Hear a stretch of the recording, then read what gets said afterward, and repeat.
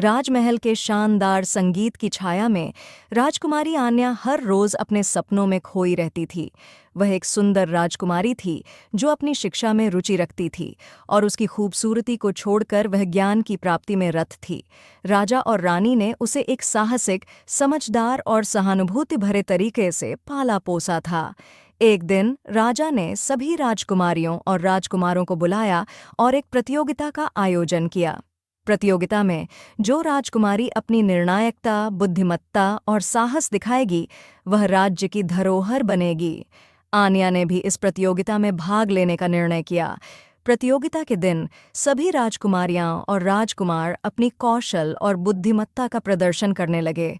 सभी ने अपनी कला में श्रेष्ठता दिखाई, लेकिन आन्या ने अपनी अनूठी और समझदारी से सभी को पीछे छोड़ दिया। उसने हर परीक्षा को ध्यान से और सही तरीके से हल किया और जीत हासिल की। राजा और रानी ने आन्या के साहस और बुद्धिमत्ता को देखकर बहुत खुशी हुई। वे आन्या को राजकुमारी बनाने का निर्णय लिया। यह समाचार पूरे राजमहल में खुशी की लहर लेकर आया। एक दिन राजमहल में एक बहुत ही गहरी गहरी आवाज़ सुनाई दी।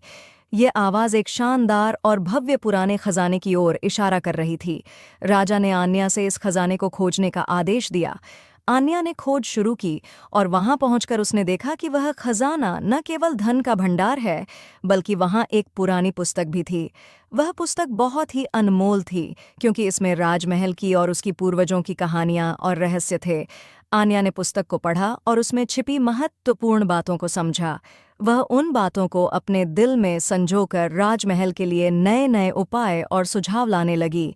उसने राजा और रानी को वहां की स्थिति के बारे में बताया और नए उपायों से समस्याओं का समाधान किया। उसकी योजनाओं ने राजमहल को नए ऊंचाइयों तक पहुंचाया। आन्या की बुद्धिमत्ता, साहस और विचारशीलता ने राज्य को न केवल समृद्धि, बल्कि समानता और समय के साथ सांस्कृतिक विकास भी दिया।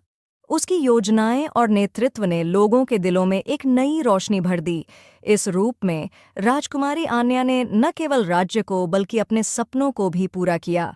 उसकी कहानी हर एक को यह सिखाती है कि बुद्धिमत्ता, साहस और अनुशासन से कोई भी मुश्किलें पार की जा सकती हैं और सपनों को हकीकत में बदला जा सकता है।